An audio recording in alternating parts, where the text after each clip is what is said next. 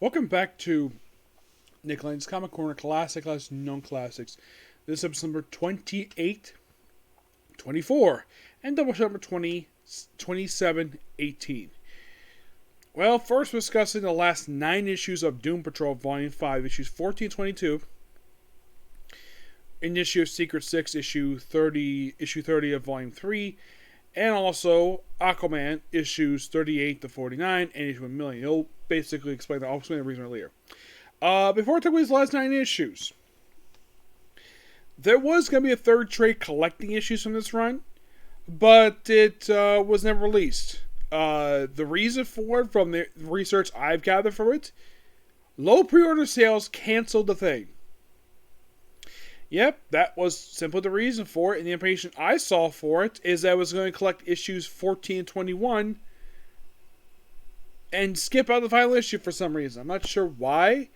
I thought this was weird because the only book I've seen like this where they release these trades and they have the last trade that was released before Flashpoint and they don't collect the final issue of the trade was Batman and Robin. Yes, for some reason they chose not to collect the final issues. As a matter of fact, Street to Gotham doesn't have the entire those issues in trade. Like, I would say a small portion is in trade, but not all of it. Like, there's like several, like, there's one whole issue not in trade for no apparent reason. So, in these issues for Doom Patrol, which, of course, basically, like, the Secret 6 involved was interesting, I'll get to that. So, we basically have it where the Chief has gotten superpower. Well, first we start off with Rita Farr, where she is apparently nearly trying to murder her own estranged husband. Robot Man goes in to save him, and of course, Veronica Cade basically just informed about this. Though, she had been calmed down by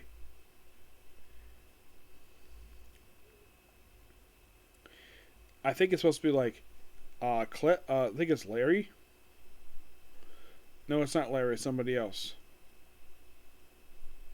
Maybe it's one challenge unknown. And of course, he's able to be back to normal. And of course, then the Chief does some complete unprecedented. He apparently has taken a Kryptonian.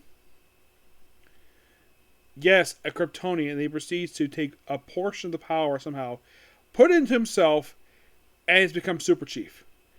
Well, apparently he's flying now. His feet are now on fire. So the Doom Patrol has to deal with a rogue chief. And he flies around. Oh, and by the way, in these issues, he apparently dies. Yes. So Keith Giffen makes him a villain once again. I'm not sure why. He just does.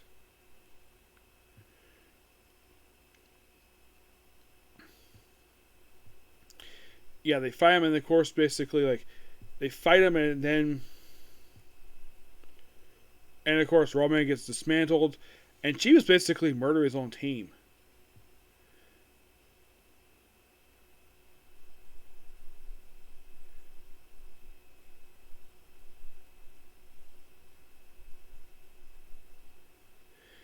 Yeah, so Roman's fixed, and then of course the Chief is just locked away, and he's gone for like the rest of the volume.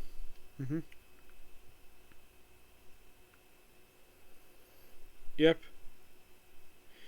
Then there's some black and white stuff, and then then we have somebody else coming out of the ground here. Yeah, now we're dealing with the aftermath of Chief basically become a bad guy. So Veronica Cale is like swimming in her hot tub. And I am presuming she's butt naked because they don't show her come out of the thing. And it's her pool. She can do whatever the heck she wants. And then, of course, we have Rita fighting a giant. Basically, we have fighting a mummy. It's an interesting issue what it is. And then Robot Man fights a giant robot. Like, what the heck is this? Yeah, it's called Doom Patrol for a reason. Of course, they do bizarre stuff. I guess Keith Giffen basically play up on that.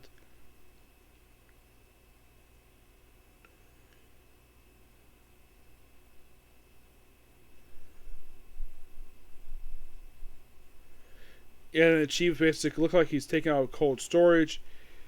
And he just left where he is? Yes. That's what happens to 16. 17, well, It is basically look like a yeah. It's a story about Rita Farr. Well, it looks like no, it's not Rita Farr. It's some rich girl who, it's like writing about her, and then she proceeds to bite her freaking nose. It's also some king. Yeah. Then of course Rita proceeds to go with then they go to a banquet. Yes, a banquet with Veronica Cale, and the person attendant is General Mortalis, who does have dementia now, despite the fact last time we saw him he had dementia. Oh yeah, and apparently Bumblebee was kept in Rita Farr's purse.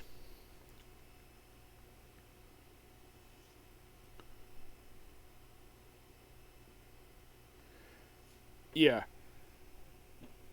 And then basically, like, yeah, and then of course, basically, they're in this foreign country where, yeah, the group is called the Aristocrats. Of course.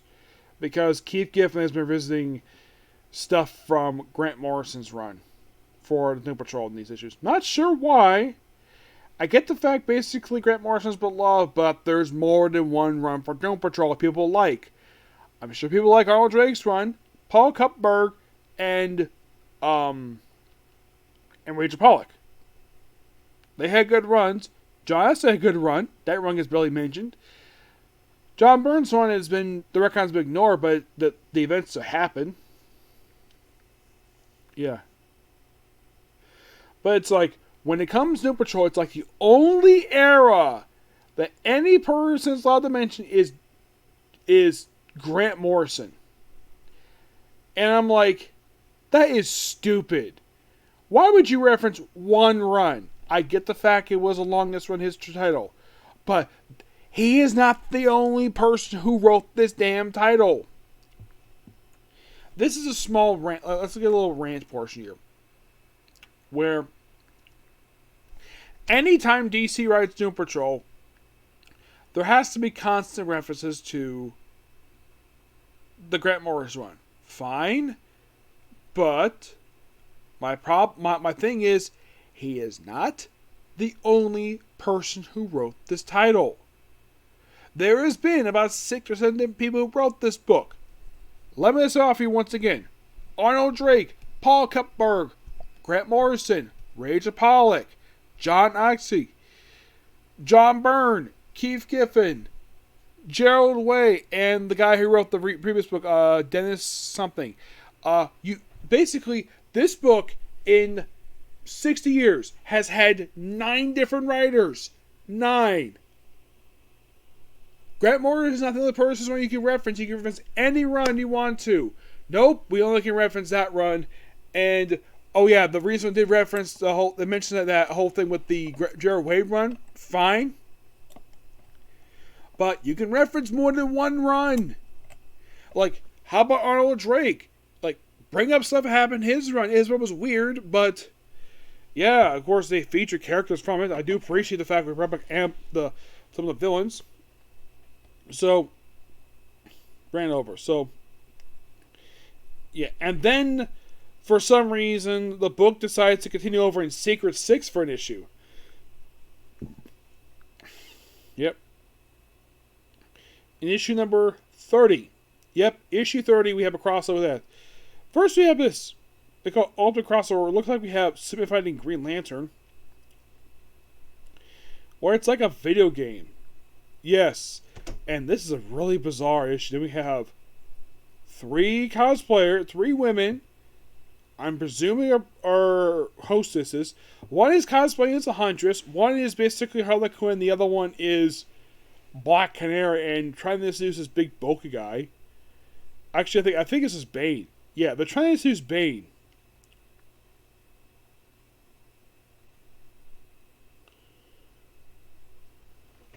Yeah, and of course they get punched with the guy, and of course, yeah, and they apparently like it, and you can presume maybe off screen, maybe Bane may have something to do with it. Nope, never mentioned.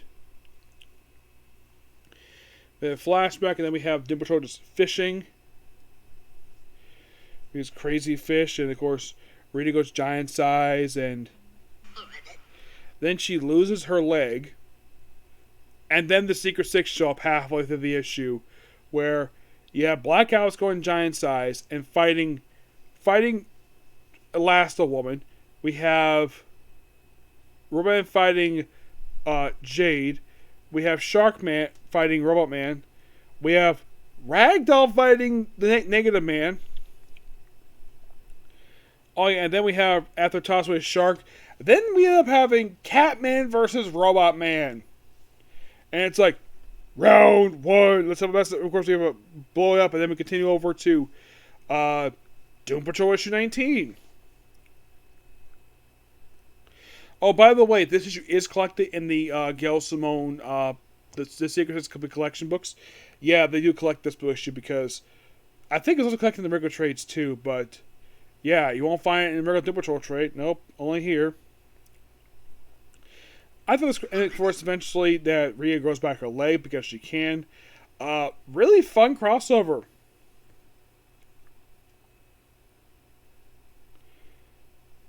And then the frontmen show up at the end of the issue, leading into the last few issues of this book. Let me plug this in here. And of course, with the cover, we have all the characters butt naked. Like,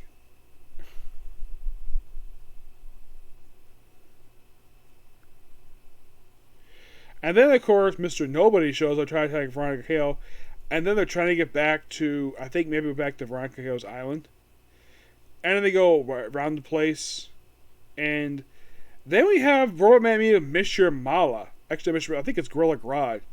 And at this point, they're trying to find a place for him to live. So, Grodd says no. And then we have Elasti-Woman going to Titan's Tower. Yes, the Jeff Johns one. Yes. Where she's meeting up with her adopted son, Beast Boy. Which, great scene where apparently, like, Doom Patrol are basically not live anywhere at all.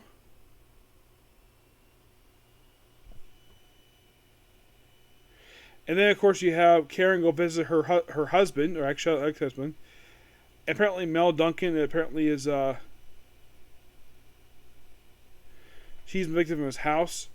And then we go to Gotham City, where Negative Man hops into the Batmobile. Yes, seriously. Batman gives Negative Man a ride for a bit, and then he gets dropped off. We have more crazy stuff. And finally get back to the frontmen. And apparently their leader is General, and then we have General Mortis pop up here. And ooh, cliffhanger. Leading issue number 21. Yeah, and looks like, oh yeah. Then we have a flashback to how Cliff became Robot Man. Basically his car crash. There's a flashback of the Chief. And then Robot Man basically is already in like this. Basically, this is before I got a vertical arm, but yeah. He woke up and he's basically like that. And then we see him in his old Arnold Drake look. Yeah, there's a reference right there. We very rarely see us. That's the look from the Arnold Drake run.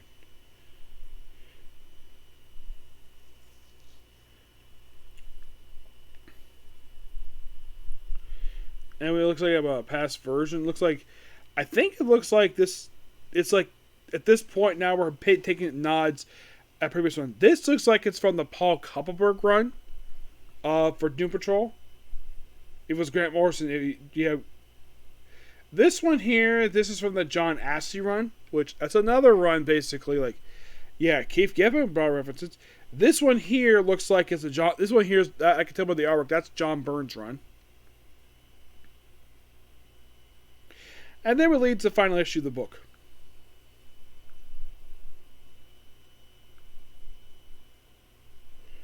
Yep.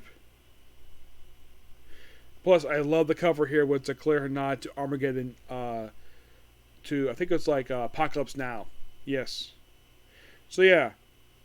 Deal with the frontmen, and of course we have other stuff happening here. Eventually, they're finally back home to where Veronica's island is.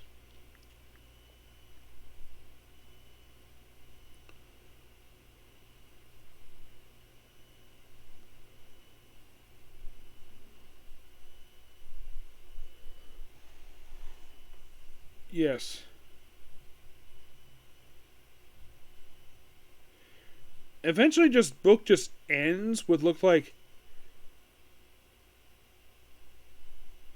that the chief has disappeared. Yeah, he has disappeared. Oh, and don't worry, that plot that would never resolve because the DC relaunch happened. Like immediately right afterwards. You're like, what? Yes, that is how the book ends. With a cliffhanger that 13 years on has never resolved. Because next time we see these characters is in New 52, and Niles Cadet is perfectly fine. The events of this book is never referenced ever again. Final thoughts on this run for Doom Patrol. A lot of fun. I enjoyed this book. Excuse me. I kind of wish they would have more of this stuff in trade, but not all of it per se. But really fun book. I love this book, and this is the end of Doom Patrol. I have thoroughly enjoyed reviewing it. So unless DC releases another book, I'm done reviewing Doom Patrol for now. So what is place Doom Patrol? Checkmate. Why not? Checkmate won't be very long, and after Checkmate's finished up, it'll be on to Justice America Volume 2. And then after that, it will be... Well, because I'm hoping I get Showcase Inspector in soon, I'm going to do The Spectre Volume 2. And then Dr. Fate.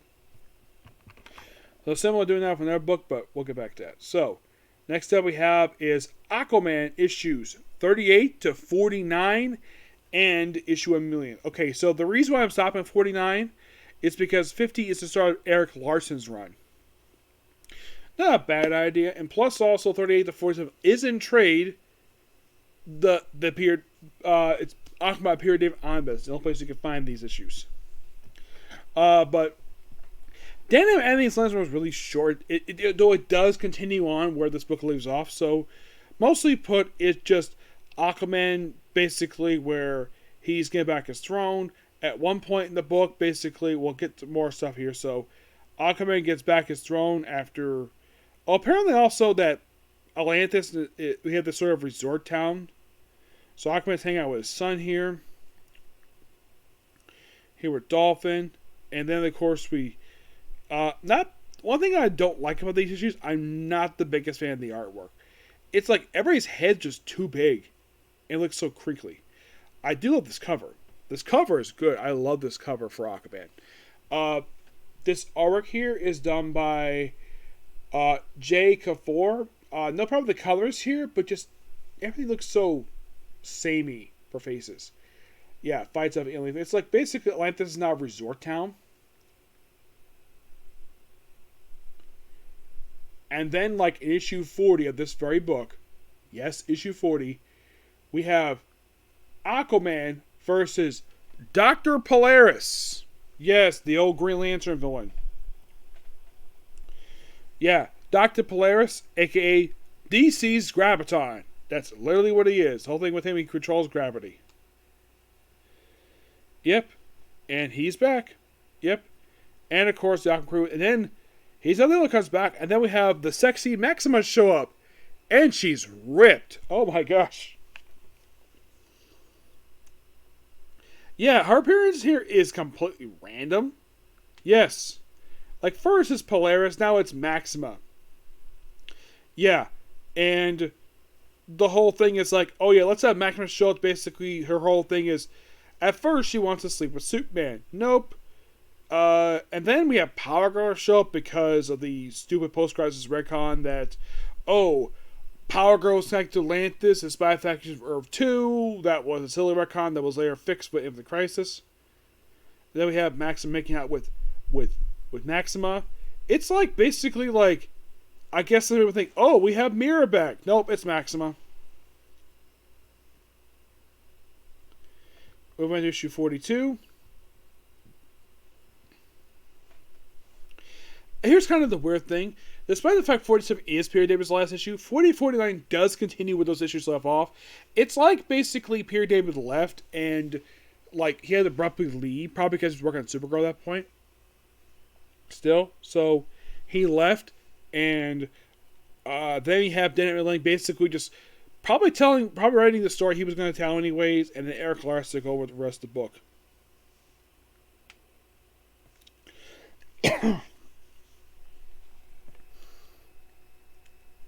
I believe, and of course, deal with the sea wolf. This whole thing is just about fighting a sea wolf. And then we continue on issue 43, which is a Millennial Giants tie-in. Those of you thinking, what the heck is Millennium Giants? It was this weird, bizarre Superman story. What I remember reading about it, it's just a bunch of random giants that I guess was probably DC's take on the Celestials. Oh, and as a little nod, we have Aquaman receiving a diamond numbering for an issue. Yep, 15.1. Yes, and it guest stars Superman, the Blue Electric Supermans, for this one issue. And this issue 43, we have a few more issues to discuss for Peter David's run for the book.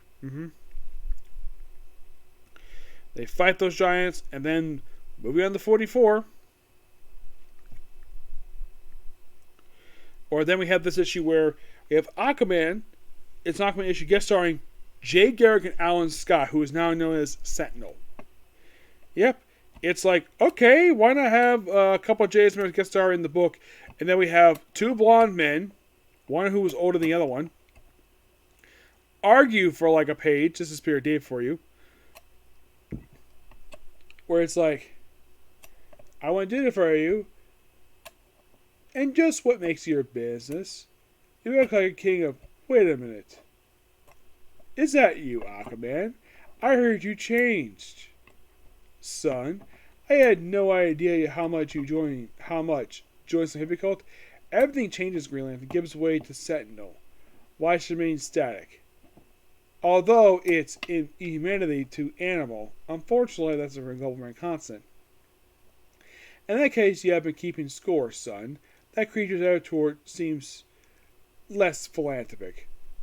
That's your side of it. I want to hear his. You want to? Jay, do you hear what he said? He wants to talk this thing. Sentinel, yes. Alan, it's late and I'm tired. Since this is an Aqua problem, why not have Aquaman deal with it? Go ahead, Aquaman. It's your play. Yep, and yeah, he talks to the creature and then gives basically Alan Scott some treasure, which is heavy. And of course, Joan gets him too. Then they have where, get this, Jay, Joan, Alan, and Molly go out dinner. And for some reason, Alan is drawn to this artwork be older. Yes, despite the fact at this time, like, here's the weird thing. Now, Molly is the correct, her appearance is correct here, because she's older. But Alan is usually drawn to be a much younger man because of the Sentinel power. The stuff here with the JSA, and of course they actually, like... Okay, the new question, like, you probably look my age. Yep.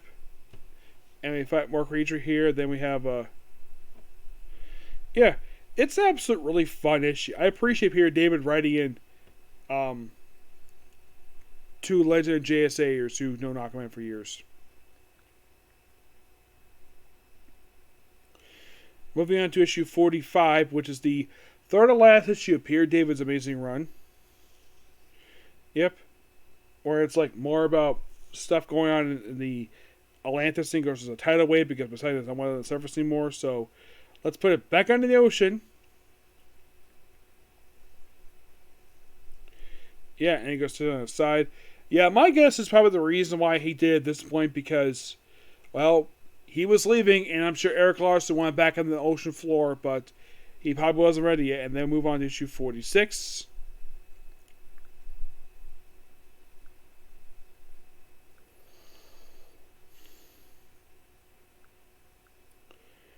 The penultimate issue of the run, and of course, yeah. So let's fight against Poseidon, issue 46. And then Aquaman is confronted by Aquaman. Yeah, the next issue is AJ, the son of Mira and a possible Aquaman. He's basically like, the way he's drawn here, it seems like basically like this Aquaman looks like he's back before this fight, and then we're at the end of Peter David's run, his final issue. So, and by the way, the Aquaman logo, it's like this is like Silver Age Aquaman by appearance, but then he fights his friends. Yeah, this is AJ. And then, of course, the Atlantis gets attacked by this invasion. And then the thing is called Follows the Shadow. Yeah. But here's the weird thing. You would think, cliffhanger ending.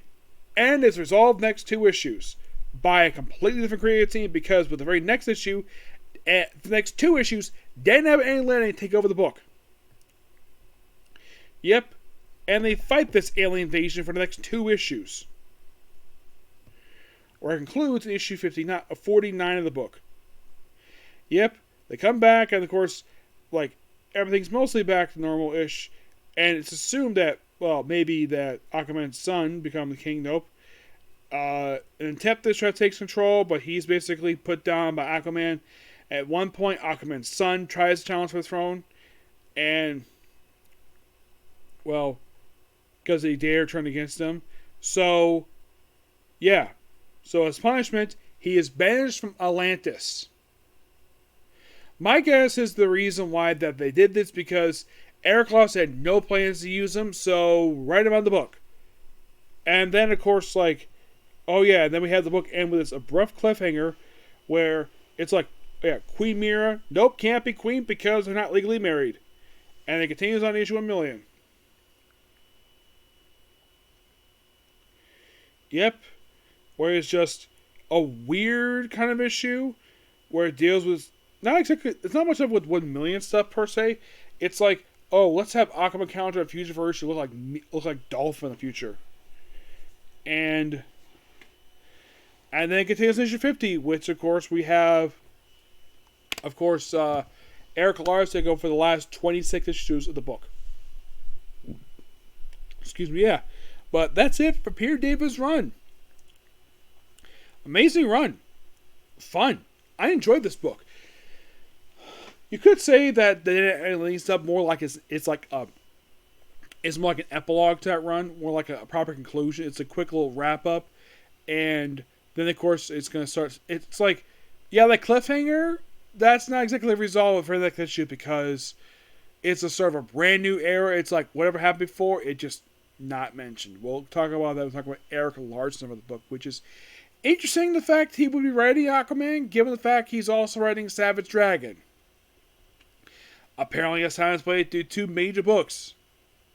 Though this book will last much longer. We have like 26 more issues to discuss, and then we're done with Aquaman. Just like we just finished up, well, Doom Patrol. Do I have a plan? What's replacing, when I finish talking about Aquaman, when I finish this one? Wonder Woman Volume 2. I'm going to do that book, and then Volume 1, and that's it for Wonder Woman. What's place Wonder Woman? I'm not sure. I'm going to give these issues a 10 out of 10. Final thoughts on Peter David's run / Dead Analyze. I'm going to include this too because it's basically part of this run. Really good book. It is surprising that when Peter David wrote the book, he wrote pretty much all the annuals. Like, that's interesting. Yeah, he wrote pretty much all of them. Actually, he wrote the first 4 out of 5. I don't think he wrote the last one, but he wrote. It's probably this book, 75 issues, and we have 5 annuals published. Interesting.